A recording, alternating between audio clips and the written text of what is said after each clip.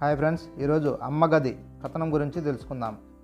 బంధుమిత్రులు, అతిథుల రాకపోకలతో ప్రశాంత్ ఇల్లంతా ఒకటే హడావిడి. 3 రోజుల కిందటే వాళ్ళు కొత్త ఇంట్లోకి వచ్చారు. గృహప్రవేశానికి వచ్చి ఇంకా ఉన్న బంధువులు, అప్పుడు రాలేక ఇప్పుడు వచ్చి శుభాకాంక్షలు చెప్తున్న వాళ్ళతో కొత్త ఇల్లు కలకలలాడుతోంది. ప్రశాంత్, ఆయన భార్య స్రవంతి ముఖాల్లో ఆనందం వెలువరిస్తోంది. వచ్చిన వాళ్ళందరికీ ఇంట్లో అణువణువు చూపిస్తూ పొంగిపోతున్నారు. ఈ ఫ్లోరింగ్ అంతా వేసిన మార్బల్స్ రాజస్థాన్ నుంచి తెప్పించాం. ఇది కిచెన్, ఇది మాస్టర్ బెడ్రూమ్, పక్కది చిల్డ్రన్ బెడ్రూమ్, ఆ తర్వాతది గెస్ట్ రూమ్, అది పూజ గది, మూలది స్టోర్ రూమ్ అని చెప్తూ మురిసిపోతున్నారా భార్యాభర్తలు. ప్రశాంత్ చూపుల్లో విజయదరహాసం, స్రవంతి మాటల్లో దర్పం స్పష్టంగా కనబడుతున్నాయి. లిఫ్టు, పని మనిషికి అవుట్ రూమ్, స్విమ్మింగ్ పూల్, విశాలమైన గార్డెనింగ్తో ఈ 3 అంతస్తుల పాలరాతి కట్టడం నిజంగానే ఒక అద్భుత కళాఖండంగా మెరిసిపోతుంది. ప్రశాంత్ ఆదాయ పన్నుల శాఖలో ఉన్నత ఉద్యోగి. స్రవంతి ధనిక కుటుంబ నేపథ్యం నుంచి వచ్చిన అమ్మాయి. 15 ఏళ్ల నుంచి అద్దె ఇళ్లలో ఉంటున్న వాళ్ళకి ఇల్లు ఒక కలకలం సౌధం. వారం రోజులు గడిచాయి. హడావిడి సద్దుమణిగింది. ఇక వెళ్ళొస్తాను రా అంటూ తన బట్టలు ఉన్న చేతి సంచి తీసుకొని బయలుదేరాడు ప్రశాంత్ మామయ్య వెంగళరావు. ఇంకో 2 రోజులు ఉండి వెళుదువు గాని మామయ్య అన్నాడు ప్రశాంత్. నేను ఇక్కడ చేసే పనేముంది, ఇప్పటికే వారం రోజులైపోయింది. నేను వెళ్ళకపోతే అక్కడ చేను ఎండిపోతుంది అన్నాడు మామయ్య. మధ్యాహ్నం భోజనం చేస్తే కానీ వెళ్ళడం కుదరదు ససేమిరా అని మొహమాట పెట్టేసింది స్రవంతి. ఆమె మాటను కాదనలేకపోయాడు వెంగళరావు. వెంగళరావు ప్రశాంత్ తల్లి సుశీలమ్మకి స్వయాన అన్నయ్య. తనది పేదరికమైన ఉన్నతమైన మనసు. వాళ్ళది ఒక చిన్న పల్లెటూరు. తనని ఊర్లో అందరూ బాగా గౌరవిస్తారు. వాళ్ళ ఊర్లో ఒక మోతుబరి రైతుకు నమ్మిన బంటుగా ఉండి పొలం చూసుకుంటున్నాడు వెంగళరావు. వారం రోజుల ముందే వెంగళరావు ఇక్కడికి వచ్చి అన్ని పనులు చక్కబెడుతూ వచ్చాడు. ఇల్లు కడిగించడం, మామిడి తోరణాలు కట్టడం, ఆవు దూడను తెచ్చి గృహప్రవేశానికి ఇల్లంతా తిప్పడం, వచ్చిన అతిథులకు ఏ లోటు రాకుండా చూసుకోవడం వంటి ఎన్నో పనులు మామయ్య దగ్గరుండి చూసుకున్నాడు. మామయ్య చిన్నప్పటి నుంచి ప్రశాంత్ కుటుంబానికి పెద్ద ఆసరా. అమ్మమ్మ ఇంటికి వెళ్ళినప్పుడు భుజాల మీద ఎక్కించుకొని పొలం తీసుకెళ్ళి తీయటి తాటి ముంజలు, తేగలు వంటి ఎన్నో రుచులు పంచేవాడు చిన్నప్పుడు. అందుకే ఇప్పటికీ తనకి చెల్లెలికి మామయ్య అంటే ఒక మధురమైన బంధం, ఆత్మీయ భావం. మధ్యాహ్నమైంది. భోజనం ముగిసింది. ఊరికి ఉపక్రమించాడు మామయ్య. వెళుతూ హాల్లో నెమ్మదిగా ఆగాడు మామయ్య. బాబు, చిన్న మాట అని ప్రశాంత్ని పిలిచాడు. చెప్పు మామయ్య అన్నాడు ప్రశాంత్. ఇల్లు చాలా బాగా కట్టావు బాబు. అందరూ నీ ఇంటి గురించి చెప్పుకుంటుంటే ఇది మా మేనల్లుడిల్లు అని చాలా పొంగిపోయాను బాబు. కాకపోతే అని సందేహిస్తుండగా చెప్పు మామయ్య, పర్వాలేదు అన్నాడు ప్రశాంత్. ఈ ఇంట్లో అసలు ఉన్నాడో లేడో తెలియని దేవుడికి ఒక గది ఉంది. చిన్నపిల్లలకు, రాబోయే అతిథులకు గదులున్నాయి. పని మనుషులకి, ఆఖరి పెంపుడు కుక్కకి, చేపల తొట్టికి గదులున్నాయి. కానీ నిన్ను కన్న తల్లి కోసం ఎక్కడా తనకంటూ ఒక గది కనిపించడం లేదయ్యా అన్నాడు. ఆ విషయం గురించి అంతగా ఆలోచించని ప్రశాంత్ మామయ్య మాటలకు షాక్ అయ్యాడు. లంకంత ఇంటిలో ఆమె పడి మీదే తుంగ చాపేసుకుని పడుకుంటుంది. మీకోసం ఎవరైనా వస్తే కనిపించకుండా తలుపు వెనకాల దొడ్డివైపు సందులోకి వెళ్ళిపోయి మరుగు చూసుకుంటుంది. తనకంటూ స్థిరమైన గది లేక గడులాటలలో మప్పిలా గడియకో చోటికి మారుతుంది. దాని అవస్థ చూస్తుంటే పూర్వం ఉన్న తాటాకు ఇంట్లోనే స్వేచ్ఛగా ఉందనుకుంటున్నాను. అసలు ఈ లోకంలో ఏమీ ఆశించకుండా అన్నీ ఇచ్చేది ఒక్క తల్లిరా. నీ అంత చదువు, జ్ఞానం నాకు లేకపోయినా వయసు పంచిన అనుభవంతో చెబుతున్నాను. నేను తప్పు మాట్లాడి ఉంటే మరోలా అనుకోవద్దు అంటూ చెప్పి వెళ్ళిపోయాడు మామయ్య. మామయ్య మాటలు మనసు లోతుల్లో ఎక్కడో గుచ్చుకున్నాయి. ఉన్నపలంగా సోఫాలో చితుకలపడ్డాడు ప్రశాంత్. తనను తాను సరిపెట్టుకోలేని నిస్సహాయత ఏదో అతన్ని ఆవరించింది. కాసేపటికి తేరుకొని కిటికీలోంచి అమ్మ కోసం చూశాడు. సందులోంచి ప్రహరీ అవతలున్న బయటి వాళ్ళ ఎవరితోనో అమ్మ మాట్లాడుతోంది. చిన్నగా మాటలు వినబడుతున్నాయి. అవును, ఇది నా కొడుకు ఇల్లు. ఆడు పెద్ద ఆఫీసరు. మా కోడలు కూడా చాలా భాగ్యవంతుల పిల్ల అని ఇరుగు పొరుగుతో కొడుకు కోడలి గొప్పలు చెప్పేస్తోంది. ప్రశాంత్కి కన్నీళ్లు ఆగలేదు. ఈ లోకంలో ఏమీ ఆశించకుండా అన్నీ ఇచ్చేది తల్లి ఒక్కతేరా అన్న మామయ్య మాటలు గుర్తొచ్చాయి. మామయ్య చెప్పింది నిజమే కదా అనుకున్నాడు. అమ్మ మా కోసం ఎంత కష్టపడింది. జీవితమంతా మా కోసం అరిగిపోయిందమ్మ. మా బతుకుల్లో వెలుగుల కోసం తాను కొవ్వొత్తిలా కరిగిపోయింది. ఓసారి చిన్నప్పుడు వర్షానికి మా తాటాకు ఇంట్లో సూరు నుంచి నీళ్లు కారిపోతుంటే మాకు మైకా సంచి కప్పి రాత్రంతా తాను తడుస్తూ కూర్చుంది అమ్మ. కాలేజీ వాళ్ళు పొరుగు రాష్ట్రాలకు టూరు పెడితే నన్ను పంపించింది అమ్మ. తర్వాత తెలిసింది నా కోసం తన పెళ్లినాటి జరీ పట్టు చీర అమ్మేసిందని. తన రక్తం మరిగించినా కండలు కరిగించినా మా కోసమే కదా అనుకుంటూ అక్కడే కూర్చుండిపోయాడు. కళ్ళల్లో నీళ్లు ధారాపాతం అవుతున్నాయి. కళ్ళు తుడుచుకున్నాడు ప్రశాంత్. ఒకసారి తన బాల్యాన్ని నెమరు వేసుకున్నాడు. అప్పుడు ప్రశాంత్కి 6 ఏళ్ళు, చెల్లెలు శ్రావ్యకి 3 ఏళ్ళు. పొద్దున్నే సద్దన్నం తిని నాన్న శివరాజు పనికి వెళ్ళాడు. కాసేపటికి గుండె గుబేలు అనే కబురు వచ్చింది. ఆ వార్త ఇంట్లో విషాదాన్ని నింపింది. పొలంలో పనిచేస్తున్న శివరాజుని మోటారు విద్యుత్ తీగ కబలించింది. పని ముగించుకొని కూలి డబ్బులతో వస్తాడు అనుకున్న శివరాజు శవమై వచ్చాడు. సుశీలమ్మ అచేతనంగా ఒకసారి దుఃఖ సాగరంలో మునిగిపోయింది. ఏం జరిగిందో తెలియని వయసులో ఆ అమాయక పిల్లలిద్దరూ బేలచూపులు చూస్తున్నారు. ఆ హఠాత్ పరిణామం ఇంటిళ్లపాదిని కృంగదీసింది. సుశీలమ్మ రోజులు గడుస్తున్నా బాధ నుంచి కోలుకోలేకపోయింది. యజమాని లేక ఇల్లు అనాథ అయిపోయింది.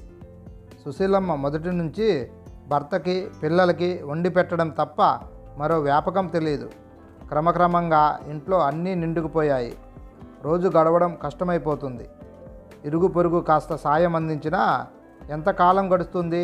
కూర్చుని తింటే కొండలాగుతాయా? బిల్లు కట్టకపోతే కరెంటు కట్ చేశారు. పాల సరఫరా ఆగిపోయింది. ఇంట్లో బియ్యం డబ్బా ఖాళీ అయింది. పిల్లలు కిరాణా కొట్టుకు సామానుకి వెళితే మీ నాన్న 1000 రూపాయలు ఇవ్వాలి, చెల్లించకుండానే వెళ్ళిపోయాడు. ఇప్పుడు మీకు అరువిస్తే బాకీ ఎవరు తీరుస్తారు అని తిప్పి పంపించేశాడు సావుకారు. ఇంట్లో రేపు అన్నదే ప్రశ్నార్థకంగా మారింది. సుశీలమ్మకి ఇప్పుడు భర్త చావు కన్నా ఆర్థిక సమస్యలే అసలు గుదిబండలయ్యాయి. ఈదలేని ఈ సంసార సాగరంలో శాశ్వత మునకే పరిష్కారం అనుకుంది. అర్ధరాత్రి అంతా సర్దుమణిగాక ఇంటి దూలానికి చీర కొంగు ముడివేస్తోంది. నొలక మంచం మీద పడుకున్న శ్రావ్య ఉలిక్కిపడి అమ్మా అమ్మా అంటూ లేచి ఏడుపు మొదలుపెట్టింది. ఏమీ లేదు పడుకో అని సముదాయించి దుప్పటి కప్పి మళ్ళీ పడుకోబెట్టేశాడు పక్కనే ఉన్న వాళ్ళ అన్నయ్య. ఆ చీకట్లో మాసిపట్టె మీద నుంచి దీపపు కాంతి పిల్లల ముఖాల మీద పడుతుంది. నిద్రిస్తున్న ఆ పసిమొగ్గల అమాయక ముఖాలు చూసి కడుపు తరుక్కుపోయింది సుశీలమ్మకి. వీళ్లను అనాథలు చేసి నేను అలా వెళ్ళిపోవడం సమంజసమేనా అనిపించింది. ఒక్క క్షణం పిల్లల కోసం ఆలోచించింది. తన నిర్ణయం మార్చుకుంది. ఉబ్బుతున్న దుఃఖాన్ని ఆపుకోలేక బిగ్గరగా ఏడుస్తూ మంచం మీద ఉన్న 2 పిల్లల్ని గట్టిగా గుండెలకు హత్తుకుంది. ఇలాంటి పిచ్చి పని ఇంకెప్పుడూ చేయకూడదు అనుకుంది. ఒకరోజు అమ్మ ఇచ్చిన 10 రూపాయలతో టిఫిన్ తెచ్చుకోవడానికి వీధి చివరన హోటల్కి వెళ్ళారు పిల్లలిద్దరూ. ఎంతసేపటికి వాళ్ళు రాకపోవడంతో అమ్మ తెగ కంగారు పడిపోయింది. వాళ్ళ కోసం వీధిలోనే నిలబడిపోయింది. చాలాసేపటికి పిల్లలు బిక్కముఖాలు వేసుకుని వచ్చారు. టిఫిన్ ఏది? అమ్మా, అక్కడ చాలామంది ఉన్నారు, మేము చాలాసేపు నిలబడ్డాం, టిఫిన్లు అయిపోయాయని చెప్పారు పిల్లలు. కాలం కలిసి రాకపోతే తాడే పామై కరుస్తుంది అంటే ఇదేనేమో అనుకుంది అమ్మ. అన్ని కష్టాలు మనకే రావాలా అంటూ ఇంట్లో ఉన్న నూకలతో గబగబా ఉప్మా చేసి పెట్టి ఆ పూటకి పిల్లల కడుపు ఆకలి తీర్చింది అమ్మ. ఉన్నట్టుండి ఒక మెరుపులాంటి ఆలోచన ఆమె మనసుకు తట్టింది. అనుకున్నదే తడువుగా దాన్ని కార్యరూపం దాల్చింది సుశీలమ్మ. వాళ్ళ ఇంటి దగ్గరే టిఫిన్ సెంటర్ మొదలుపెట్టింది. కాలం, అవసరం దేనినైనా నేర్పిస్తాయి అన్నట్టు ఆ వ్యాపారాన్ని తొందరగానే ఆకలింపు చేసుకుని ముందుకు వెళ్తోంది ఆమె. ఇప్పుడు సుశీలమ్మ టిఫిన్ వ్యాపారం బాగా సాగుతుంది. కుటుంబం ఏ లోటు లేకుండా గడిచిపోతుంది. పిల్లలిద్దరూ చక్కగా చదువుకుంటున్నారు. ఎన్ని బాధలు ఉన్నా ఎప్పుడూ చిరునవ్వు మాయని ముఖం సుశీలమ్మది. ఆ ఆప్యాయమైన పలకరింపు, చేత సాయం ఆమె నైజం. ఆ కలివిడికి, మంచితనానికి ఆమెకు ఊర్లోనే మంచి గుర్తింపు తెచ్చాయి. సుశీలమ్మకి డబ్బులు చేయి తిరగడంతో కిరాణా కొట్టుతో సహా భర్త చేసిన పాత బకాయిలన్నిటినీ తీర్చేయాలనుకుంది.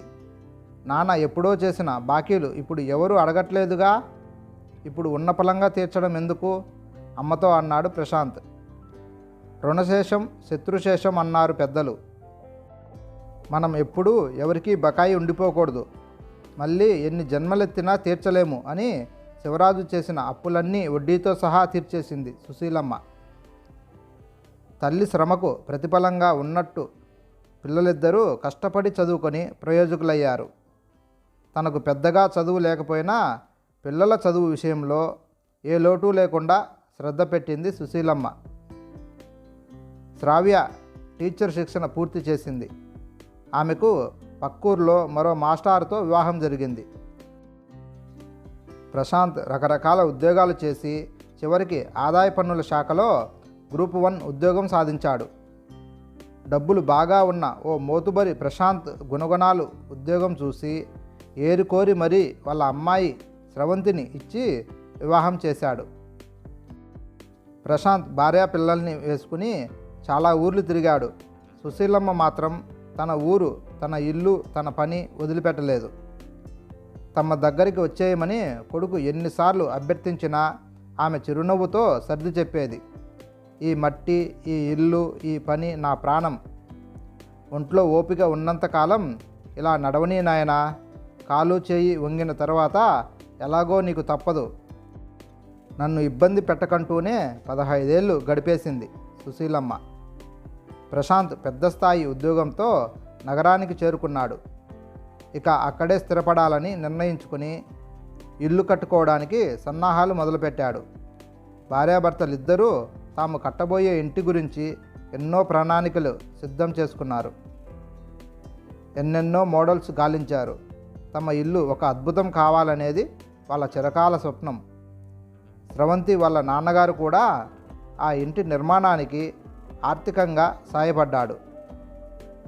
వాళ్ళు అనుకున్నట్టుగా సకల సదుపాయాలు, సర్వహంగులతో వారి కలల సాధం సహకారమైంది.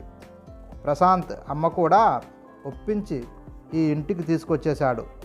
గృహప్రవేశమైన అనుకున్నట్టుగా అన్నీ సక్రమంగా జరిగిపోవడంతో ఆనందంగా చాలా తేలికైపోయాడు ప్రశాంత్.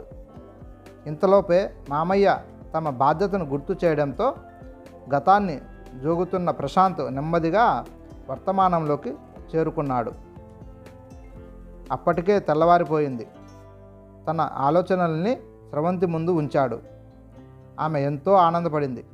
ఒక మంచం, టేబుల్ కుర్చీ, టీపాయ్ హుటాహుటిన గెస్ట్ రూమ్లోకి తరలించేశారు. అమ్మా నాన్న తాలూకా ఫోటోలన్నిటినీ ఆ గదిలో అలంకరించారు.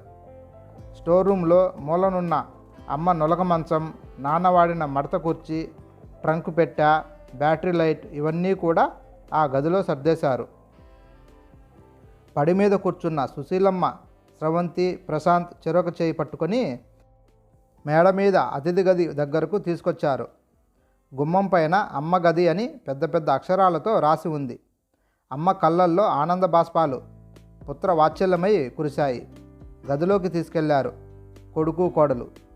గది నిండా ఉన్న ఆమె తాలూకు వస్తువుల్ని చూస్తూ పరవశించిపోయింది. కొంచెంసేపు ఆమె కన్నీళ్లే మాట్లాడాయి.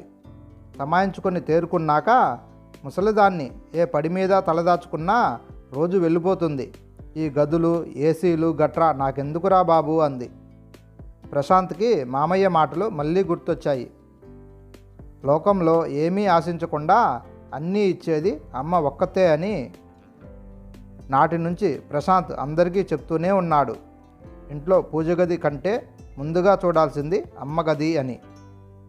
హాయ్ ఫ్రెండ్స్, ఈ కథ మీకు నచ్చినట్లయితే please like and subscribe friends.